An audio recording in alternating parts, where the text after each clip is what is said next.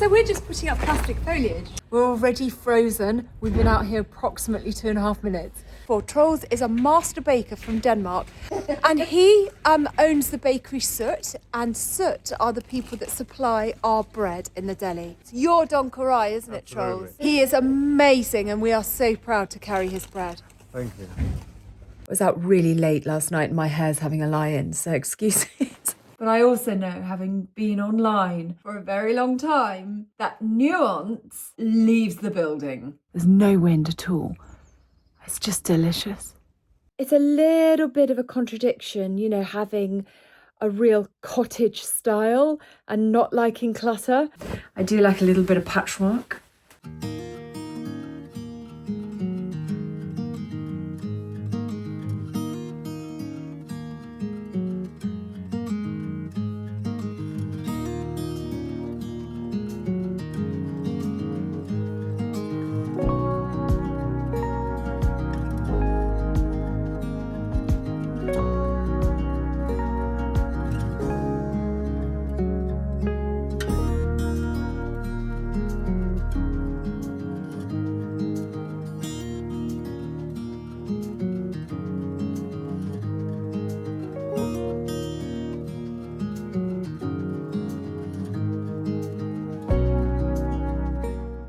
So part of me is a little bit nervous about this vlog, as I want it to translate well and in the way that it's intended.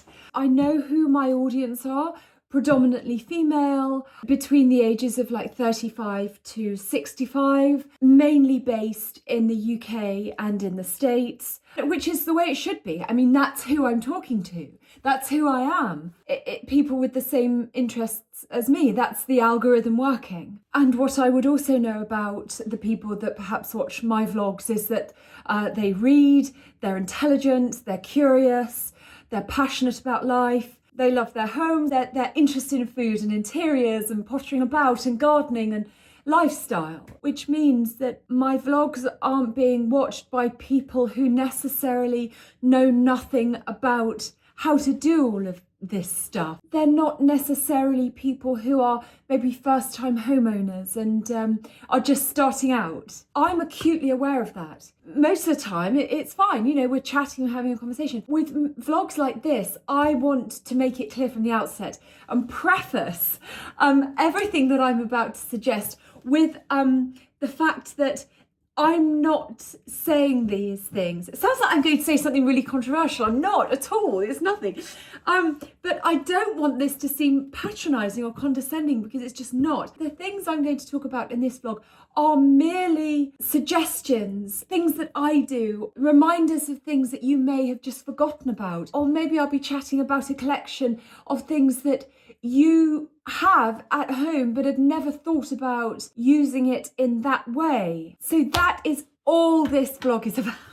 I'm overthinking it, I know, but I also know, having been online for a very long time, that nuance leaves the building. With all of that said, I have got a vlog today which is slightly different to usual, which is just me sort of going through some collections of items, of things, accessories for your home that are quintessentially cottage-like, that will add a real sense of modern English country living to your home, no matter where you live, no matter what type of house you live in. So yes, they're merely suggestions, and I hope that this vlog is taken in the spirit that it's intended, which is just like, you know, you might want to try this. This is really sweet. If you see one of those, you might want to purchase it.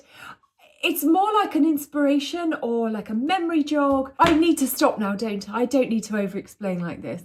But before we get going on all of that, let's go down to the deli in the freezing cold February wind and come with me as Tallulah and I start to decorate for spring, if it ever arrives. So Tallulah and I are outside, as you can see. We're already frozen. We've been out here approximately 2.5 minutes. We're decorating for spring. It's not spring, it's winter, but like I said, this takes a very long time. Tallulah, how are you feeling? Okay, Cherry, so you are attaching some foliage. Would you like to talk about it? Some real life foliage. Yeah. So we're starting with this sort of base foliage, and then we'll build up using real flowers or foliage after we put the base here. We used real at Christmas, didn't we, Tallulah? We did, yeah. I wasn't here, but I'll take your word for it. Yes, we used real foliage at Christmas, but we can't really do that at the minute because this has to stay up a lot longer. This might actually stay up until next Christmas when it will come down and then I'll replace it. Oh, yeah, cool. Is that a wrap? That's a wrap. Okay. Moment of shame. Tallulah, what's happened? I'm shamefully detangling ivy that I may have slightly cocked up on this one. I'm so sorry. Are we untangled? I think so, yeah. We'll just connect that one, please. Smells like spring, huh? It doesn't smell like spring, Oksana. We're frozen. Give you a hug. Oh, you're so sweet. I Thank you love so that. much. Thank you. How are you? I'm well, thank you. Are you warm? Yes, we're well, thank you. Yes. Yeah, we're all well. Thank Good. you. So this is Trolls. Trolls, I've told you about Trolls before. Trolls is a master baker from Denmark. Master baker. Master baker. And he owns the bakery Soot, and Soot are the people that supply our bread in the deli. Don Karai, it's your Don Karai, isn't it, Absolutely. Trolls? He is amazing and we are so proud to carry his bread. Thank you. Galentine. Is that what it's called? Somebody just texted me Happy Galentine's. I thought, oh, it's a typo. I hadn't heard that before. Yeah, it's like girl. Yeah, girl power. Girlfriends. Yeah. Yeah, so we're just putting up plastic foliage. Yo, how's it hanging? Like we're still. Sorry. I don't even know where that came from. It's just so cold. It's hanging. It's hanging. Yeah, I think. Yeah. So we've moved on to the wisteria portion of the installation. We're very, very, very cold. It's looking great though. So it's getting there, but like I said, this is just the base. We will. Oh, bye. I'm doing a long shot. Hi. Just doing a wide angle in like mid-house. Where have you gone? So yeah, so that's that. Yeah, I think we've gone hysterical hysteria. Sorry? We've gone hysterical hysteria. I think so. Does that happen to the explorers in the Arctic? Potentially. I don't know. Maybe sometime. Oh God! Don't go out and kill yourself over some foliage. Okay. That's it.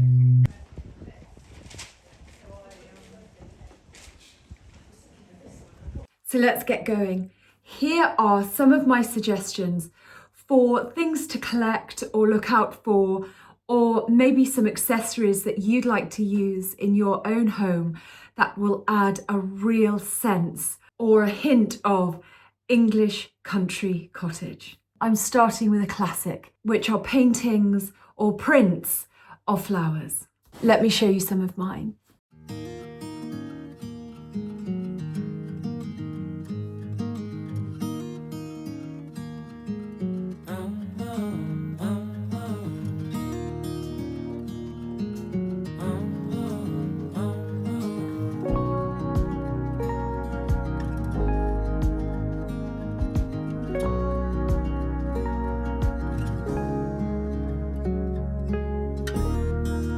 Acting like a wild man, sleeping like a child.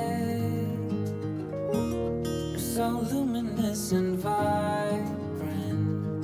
I'm always in bloom for you. Always in bloom. Always in bloom for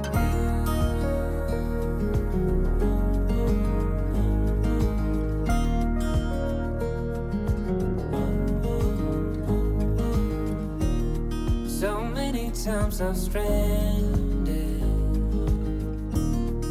a castaway.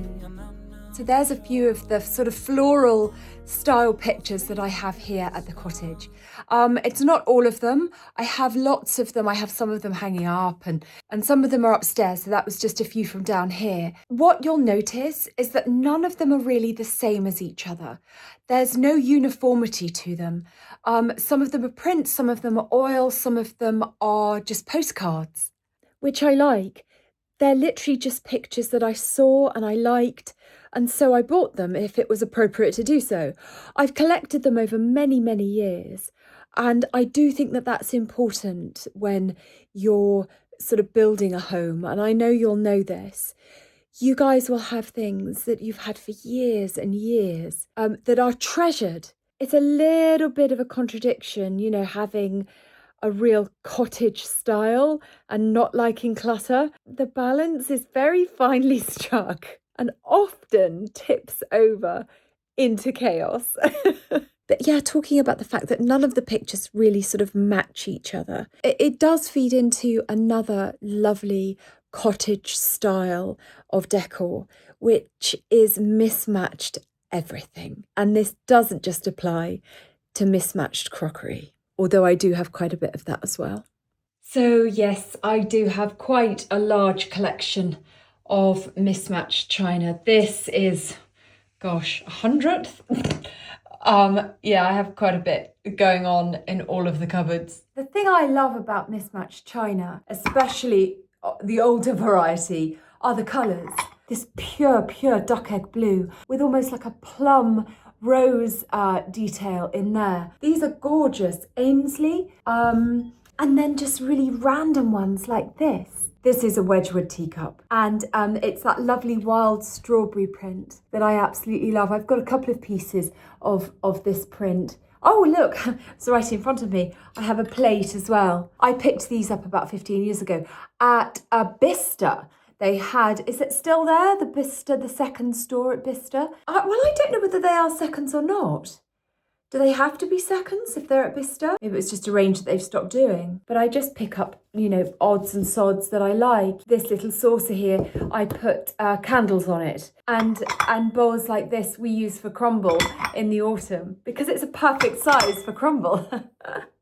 So that's mismatched china. But I'm also a fan of mismatched fabrics. Like this seat here, I've got this floral print on the chair, I've got a checked blanket and a squishy velvet cushion. This whole setup is my book nook, and I wanted it to be cozy and I wanted it to be comfortable. And it's fairly difficult to find much to go with such a busy floral pattern, such as the one that's on this chair. So instead of working on the pattern, I picked out the colour. And there's a certain similar pink and green and blue in this check from this Susie Watson blanket as there is in the floral pattern on the chair. And this velvet cushion has that sort of raspberry blue tone that also runs through these.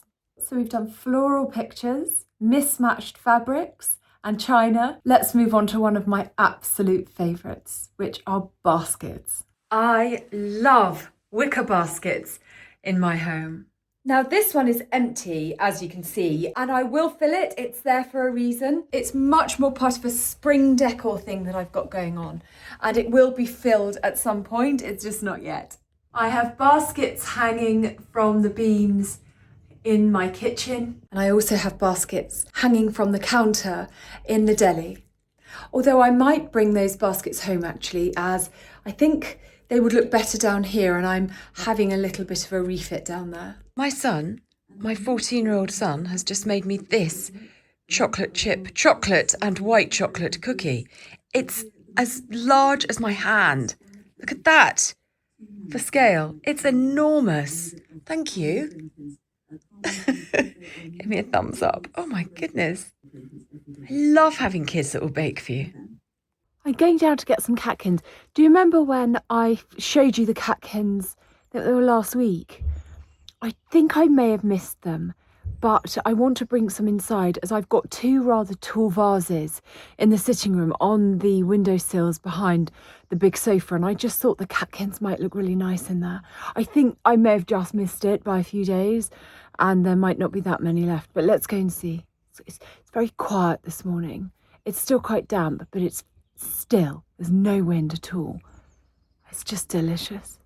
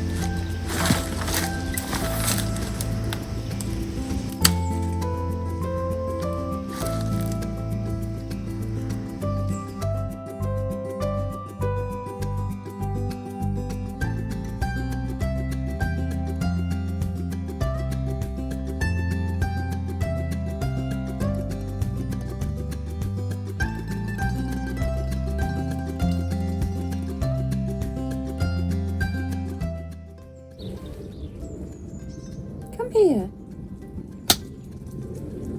Silly. You want that? Oh, come on. Oh, come on.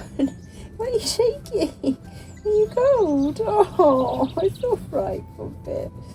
It's all right. It's hard being you, isn't it? Oh, my little love. Oh, Prue. You are funny. You're a funny bunny. Okay.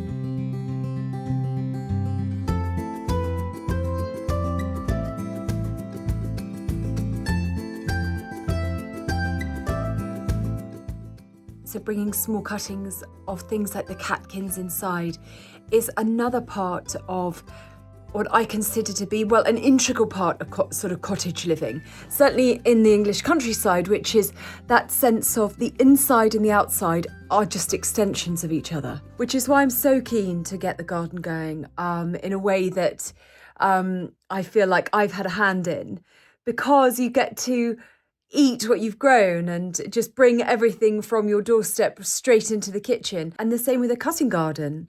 You know, if I'm growing flowers, I want to see them on the windowsills. I was out really late last night and my hair's having a lie-in, so excuse it. But there's something else that I like to use in this cottage. There's several of them actually, and they're filed under the label of random receptacles. I'll show you what I mean. These are random receptacles. Anything that looks good with flowers in it. Here's another one.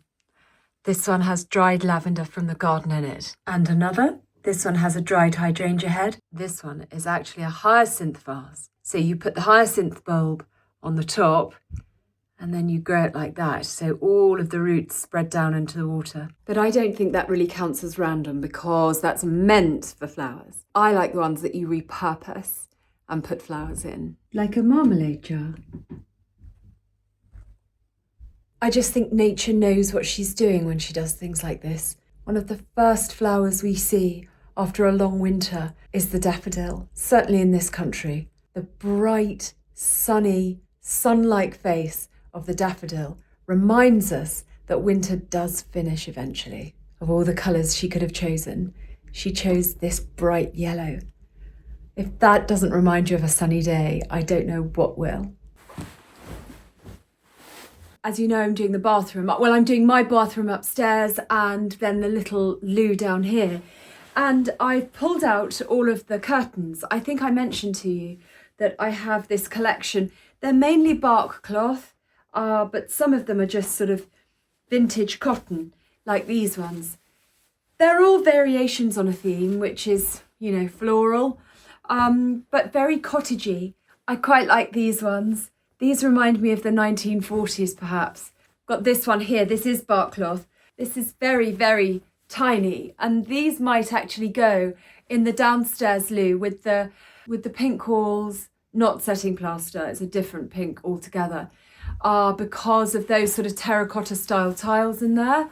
I think, and the white tiles on the wall, these might go and they would fit. I'm not going to draw them, so they will just sit there. What else have we got? Oh, these are so pretty. Look, they're just so lovely. They've got this sort of buttery yellow fabric and almost like little blossom trees on them. So I've got there a pair. Sometimes I could only find one, but I think all of the ones I have here are pairs. And then these. They're all reminiscent of sort of 1930s to sort of maybe 60s. And a pair of them, I think it might be these ones, may possibly be American, but I've got to be honest with you, I can't remember. And I do need to look into it a bit further and remind myself. I think I've got it written down somewhere. But these they've not even been in storage. They've been in an IKEA bag. But they've done well. They've moved house a number of times, and I'm pleased that they may finally have found a home in a bathroom where they belong. So what did we cover? We covered a few random receptacles, mismatched crockery, baskets, bringing the outdoors inside, the house being the extension of the garden. I think that these are all defining characteristics of what it's like to live in a cottagey style environment. They're not exclusive to living in a cottage or anything like that. And this isn't an exhaustive list. I could go on forever about this. I'm very passionate about it. And I like this style of decor. I like this kind of lifestyle as well. It's quite make to and mendy. It's about collecting perhaps and knowing what you're looking for, but also keeping without clutter. Again, a very fine balance. But it's been lovely to spend time with you again. I hope you have a wonderful, wonderful weekend, and I'll see you later on in the week. I was out quite late last night. I was a late girl, and it was a wonderful, wonderful evening, although it was cut short for an unfortunate reason, but you know, hey ho, these things happen. But I'm going to crack on. Seeing those daffodils reminds me that one day I won't be in a jumper that makes me look like a big sack of flour. Oh, hey ho, you can only be cozy for so long. Have a wonderful week though. Lots of love. And thank you for spending time with me. Bye.